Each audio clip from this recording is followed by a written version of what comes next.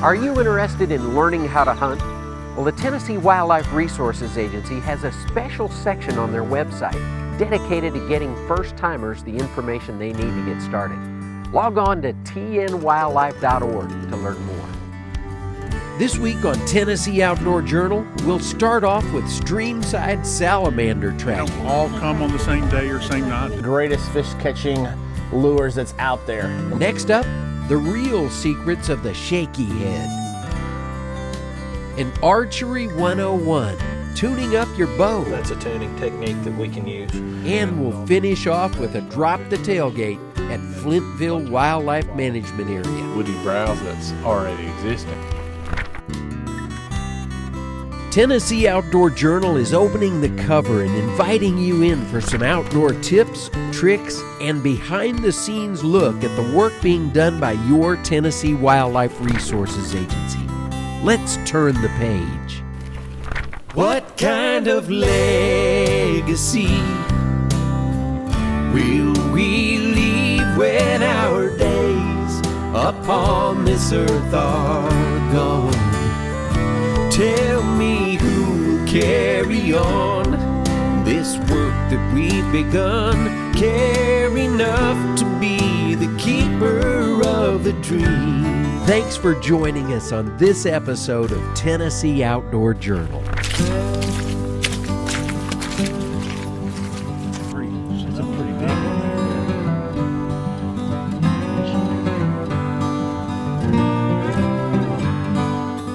So the Stream-side salamander is endangered in Tennessee, so it's state listed as endangered. It's not federally listed at this time, but at the state level, it was listed back in 2018.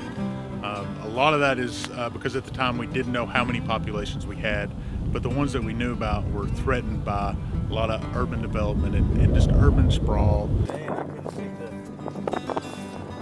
Well, we don't know where every population exists here in Middle Tennessee. It is a species it's limited, its range is limited in Middle Tennessee. And we really didn't know what we had until about 1997, because that's when Stream-side salamander was actually split from the smallmouth salamander, which is another species in the same genus.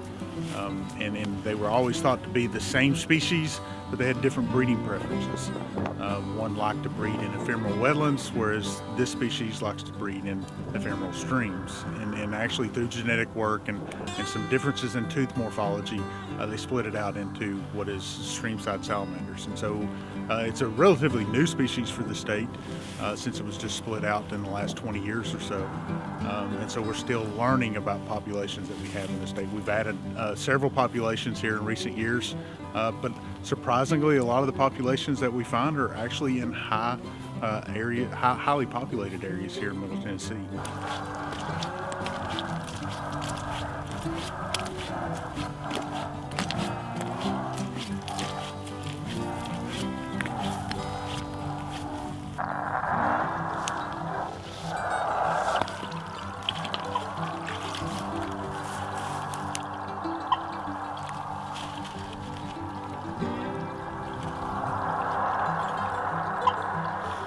So when the salamanders are closer to the surface, the transmitter has the signal is pushed out further, easier.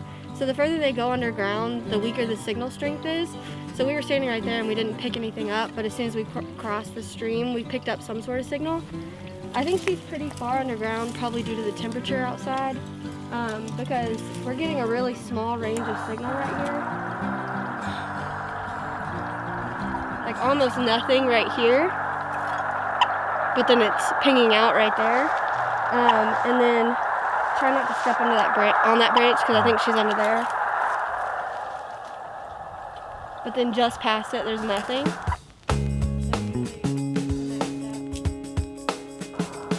The salamanders that we're tracking have bred, because we've been tracking these for about 5 weeks now. So those animals are done breeding. So what we're seeing in the stream, that's the salamander's breeding habitat. And so they migrate to these habitats in the wintertime, basically December through March, and they breed and lay their eggs. And then once they're done with that, they move to the terrestrial habitat. And that's challenging for a species like this because it uses multiple habitats throughout the year. And so the ones that are in the stream, they're actually actively laying eggs. And so they don't all come on the same day or same night. It's spread out over several weeks during the breeding season. So we've got, we're tracking some animals that bred early, but we're also seeing differences in breeding times in individual sites. So we've got some sites that the breeding was over with about Christmas. Here, there's obviously breeding still occurring the 1st of February.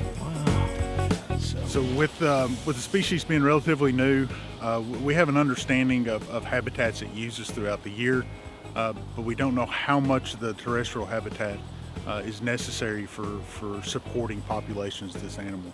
And we know that a lot of emphasis has been placed in recent years on protecting the breeding habitat, which is the stream.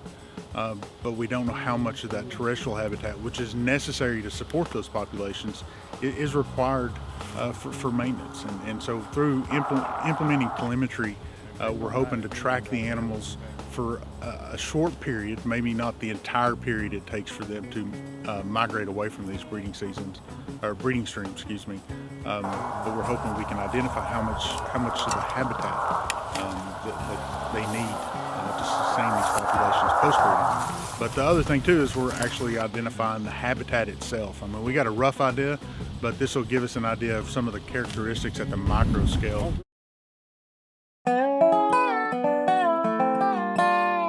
I'm Brad Miller, elk program leader for TWRA. Did you know we have elk in Tennessee? We started a reintroduction project almost 20 years ago, and we now have a population of 400 to 450 animals. I'm here at North Cumberland Wildlife Management area at the Hatfield Knob Viewing Tower, and this is a great place to come see elk and a great place to bring your family. If you can't come out here, we also have a live elk cam available at tnwildlife.org.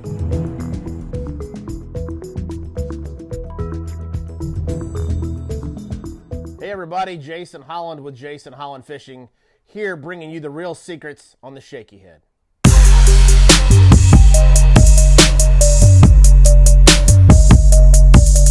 All right, today we're going to talk about the Shaky Head. The Shaky Head may be one of the greatest fish catching lures that's out there. No matter if it's hard time to catch them, if it's hot, if it's cold, if the bite's tough, a Shaky Head seems to always get big. And really all you're doing is you're downsizing everything and going to a more finesse type approach. All right, so now we're going to talk about how you rig this, and we'll use the Zoom trick worm and also the 1/4 ounce football.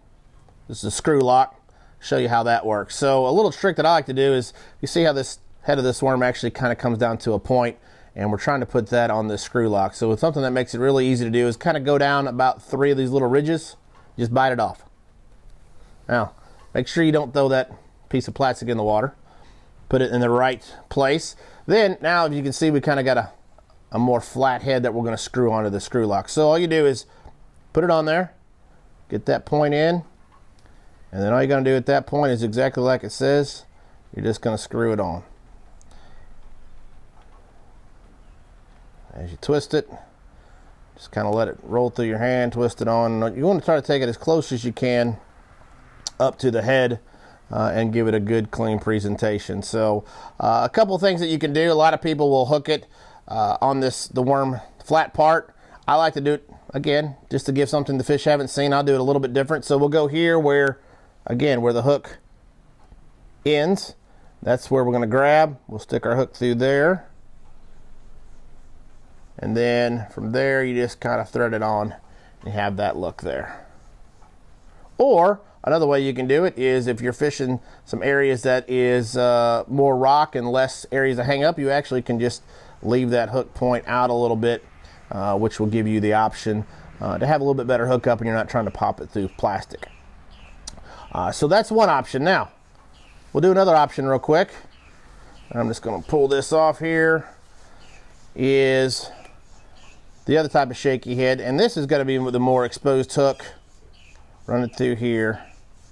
Oh, did that wrong. Flip that through there and just thread it on there. And then you'll pop it out, slide that up on your Shaky Head worm. So from there, you've got kind of an exposed hook version. And again, if you're not around a lot of structure, having the exposed hook is always going to help your hookup ratio.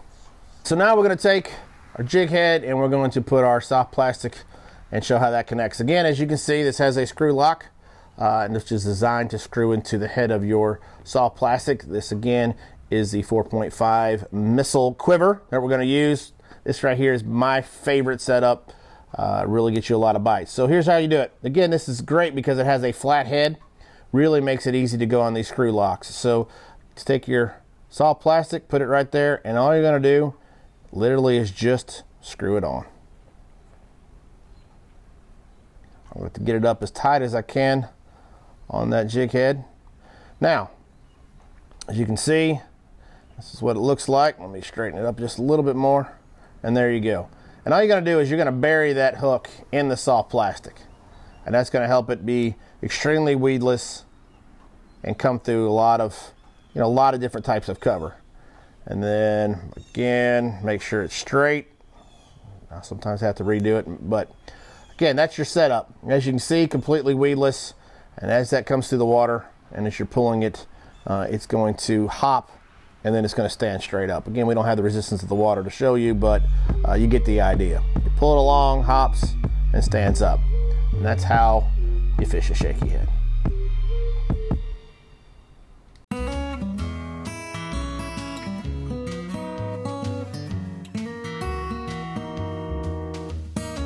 Hey everybody, it's Jason Harmon, Tennessee Wildlife Resources Agency. This is another segment in our Archery 101 series. Excited to have Matt Eddy with me today at the Archery Den to show us how to tune a bow. So you've got one in the closet, hadn't shot it in a while. Want to make sure it's safe to shoot. He's going to show us how to do that and also get it set up for the season. So take it away, man. Absolutely, Jason. You're speaking of safe for the season. That's the first thing. Whether you're getting a new bow, obviously we're going to tune that for you once we set it up. But the second thing is, if you've got an older bow laying around, you haven't shot in a few years, COVID happened, and all of a sudden you decided hunting was for you again. Mm-hmm. Which I think has happened a lot this year. It has happened a whole lot. People got a lot more time on their hands, and we're seeing a lot of broken stuff. First thing you want to look out for, bring your bow in and get it checked up. There's certain things that you want to look at on a string. There could be a string that's worn out. It may be fixing to break. Make sure to wax your strings, but have us look at it, especially if a bow's been sitting around. We don't want anything blowing up. It's going to damage the bow. I don't want to see anybody get injured. That's the main thing there. Getting your bow tuned up. We may have to restring it. We always tune a bow after we restring it, but it may not need strings. Bringing your bow in every year, getting it tuned up, make sure that when you go to the woods, you're not gonna miss that deer because something moved in the off season, and embarrass yourself, discourage yourself from shooting. What a basic tune job means, what we do when we tune a bow is I'm looking for a few things on the bow, and this is a starting baseline. First thing I'm going to do is make sure that the arrow is parallel to the shelf, running parallel right here. These are the burger holes. That's where your arrow rest screws in on the backside. I want to make sure that your arrow is somewhere centered in those burger holes. The second thing I'm going to do after I do that is I want to make sure, running this string right down the center of the riser, I want the arrow to disappear right behind the string. That is our starting point. From there, we do what we call paper tuning, where I will take your bow in and we shoot it through paper. The goal of that is we're looking for an arrow that may be kicking to the left, kicking to the right, high, low. That's going to tell me that the arrow's not flying correctly off the bow. The fletchings of the arrow are going to correct it after 10 to 15 yards, depending on how poorly it's shooting, but then we've scrubbed off energy. We've lost energy. It's just like nock tuning. You always want to make sure in most arrow rests that your nock is up. We can tune that a little bit in different ways. That's a tuning technique that we can use. But we want to make sure that the arrow is flying straight right out of the bow. That way the bow is getting its most performance. We're not losing any speed along the way, which is going to hurt kinetic energy when you go to shoot down on that deer. Gotcha. Now, is this something you'd recommend a hunter to do, or do you think they should come into a shop, whether it's your shop or another one, to make sure it happens, make sure it's done right? It doesn't bother me. People, they say I may not need it, but I'm here. Can you just look my bow over? That is never a bad thing. If you haven't shot that bow since last year, or you may have shot it a whole lot this spring, bring it in. Let me look at it. Worst thing that can happen is I go shoot it through paper. I get a bullet hole and say, wow, you've taken care of it this year. Here's your bow back. Enjoy the season. Yeah. Then sometimes things happen. They say, hey, the bow's shooting great, but here, take a look at it. And I may look and say, hey, you've got a broken strand here, or looks like you've got a crack in the limb. Let's fix that before it's too late, before we notice it in the tree stand. Awesome. Well, this is Mike's bow, so hopefully it's good to go this season, and he's going to hit the bullseye. Absolutely. I think he's going to hit that, or may hit a double lung shot. That'd be even better.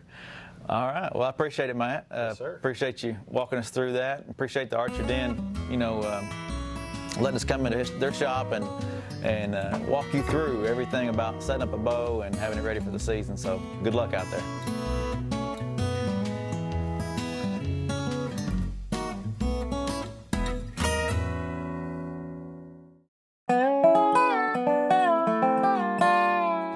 Hey, I'm Chris Ogle with Tennessee Wildlife Resources Agency. I'm a wildlife manager that works with non-game and endangered species.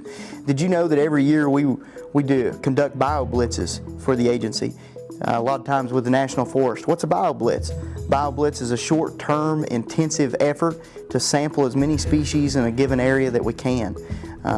We do reptiles and amphibians, birds, small mammals, and anything that we can. Set out all kinds of traps, mist net for bats, and we'll catch anywhere from 50 to 100 different species in a weekend. So that's what a bio blitz is. And if you ever want to give us a hand, we take volunteers out all the time with us. You got to be 12 or 13 or above. But if you ever want to give us a hand, stop by one of our regional offices or contact one of the regional offices and let them know you'd like to come out and volunteer with us.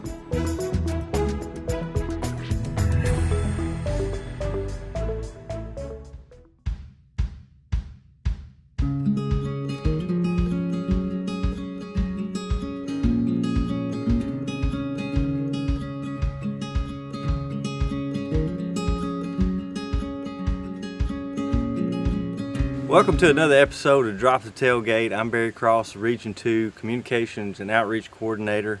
And today I'm here with Stephen Day and Jordan Nanny. And Stephen, this is a unique situation where I've got fisheries and wildlife working together. Tell me a little bit about what's going on. Yeah, so we're at Flintville Wildlife Management Area, or Flintville Trout Hatchery. Primarily Flintville Hatchery, but we're set on 750 acre wildlife management area.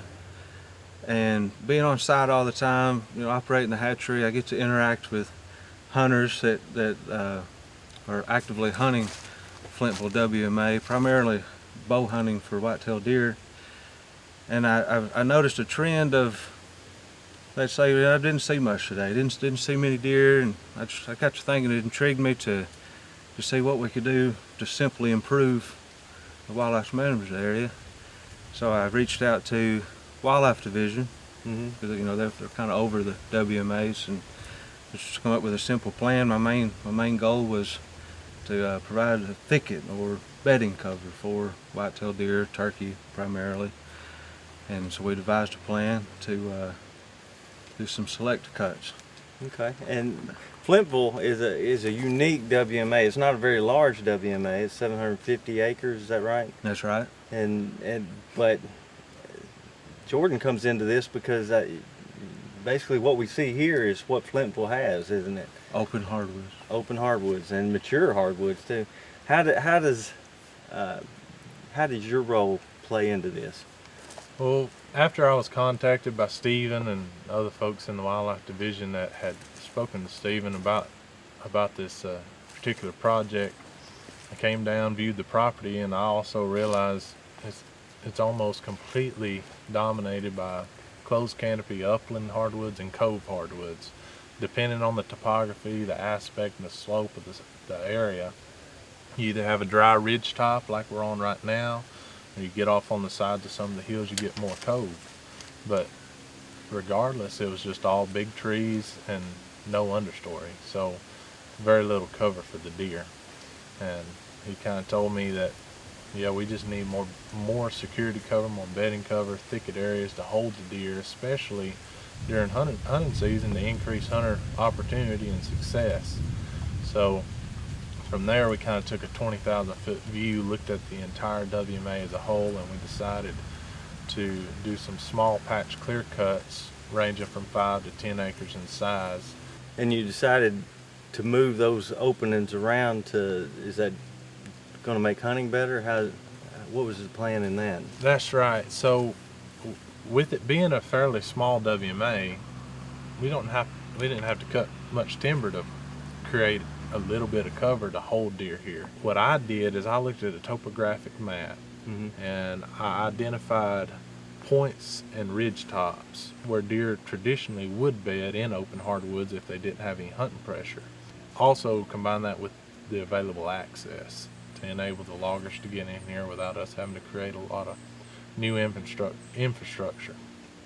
And with that decision of placing cuts where deer naturally would want to bed and distributing them in a way that would facilitate hunting opportunities between bedding cover and food, and placing the cuts close enough together that, say, during the rut, when bucks are out cruising for does, they can bounce from thicket to thicket, scent checking those areas. But if you're a hunter setting up with a bow, you can place yourselves in a pretty good strategic location to enhance your chances of catching one of those bucks slipping by. A lot of people would look at this and they say, oh, this is the most beautiful woods I've ever seen. Why would you cut any of this? It's not about just creating an opening. This, even though we have tons of acorn trees, oaks, white oaks, red oaks, that only lasts a little while. These openings are actually going to be more beneficial to more wildlife. That's right. So in addition to the benefits that deer hunters and deer in particular are going to gain from having these areas, wild turkeys are going to have increased nesting cover, and in the first early years are going to have more available brooding cover to increase the survival of those chicks. Species like rabbits that don't have anywhere to live up here right now, you can hold quite a few rabbits in a 5 to 10 acre cut. And then one group of species that often gets left out when you're talking about timber harvest are reptiles, particularly fence lizards and anoles. The year after a timber sale, when you've got all that down woody debris, the lizard population goes through the roof. And then you have all sorts of bugs and things that are occupying that dead and dying wood that feed a ton of other animals.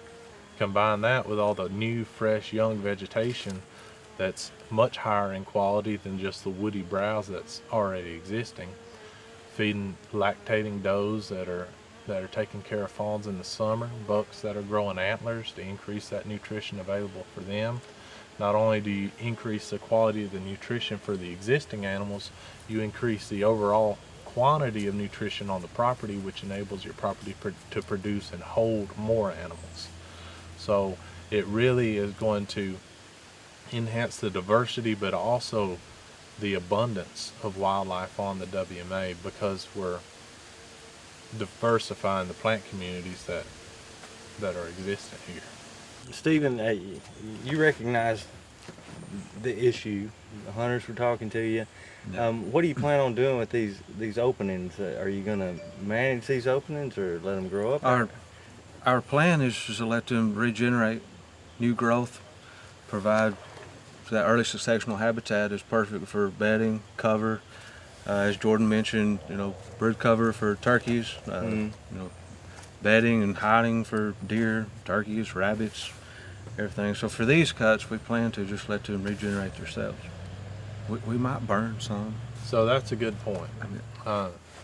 Once the timber's been harvested and things begin to regenerate, you usually have about 7 to 8 years before the quality of nutrition in particular begins to decline for deer, because the young trees that are growing back within 6 to 8 years, they're getting tall enough that their canopies are above where a deer can reach. They're beginning to provide shade, which results in a similar situation to what we already have. So ideally, we will be able to work together at least on a few of these to come in and use prescribed fire to set it back and increase the amount of herbaceous growth in addition to the woody growth in the recently harvested areas, and then obviously extend the period that those are highly desirable areas for deer to bed or to have fawns or turkeys to nest and raise broods. And in the long run, we hope to, maybe on a 5-10 year rotation, maybe cut a few more 5-6 acre clearings. So you plan on to keep going? That's my goal. We hope. Well, if we get the response we want with the increased cover, you start seeing more hunter success, I don't think you'll even have to bring it up. Right. I think the folks that are hunting will say, man, this is really enhancing our hunter success, our ability to see more deer and kill more deer, and it'll speak for itself. And again, because these hardwoods are so mature, they're very old, mature timber. And there's no reason to feel bad about cutting trees on a wildlife management area. Not only are you increasing habitat quality, but every tree that's harvested off of our area gets used in some way, whether that be for furniture, flooring, building materials, paper, personal hygiene products like toilet paper. That's important nowadays. It's important, very important. Think about all the folks that were diving around Walmart about 6 months ago. Yeah. I mean, these woods are valuable in more ways than one, and they're a sustainable, renewable resource. They're going to grow back, and we're not cutting the whole place. We're just poking some holes in it to increase habitat quality, and there's no reason to apologize for actively managing an area for wildlife. That's what we've got going on down here at Flintville Hatchery. The Flintville WMA is 750 acres.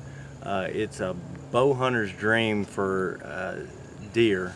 Of course, they have small game hunting, they've got turkey hunting, and it's right down here, right between Winchester and Fayetteville, and hopefully we'll be able to show you some more future stories about this WMA and how this habitat management has progressed.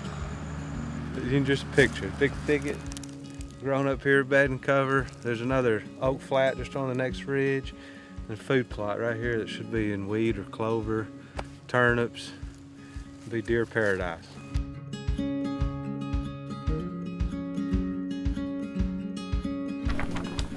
Thanks for joining us on this episode of Tennessee Outdoor Journal. We'll see you next time.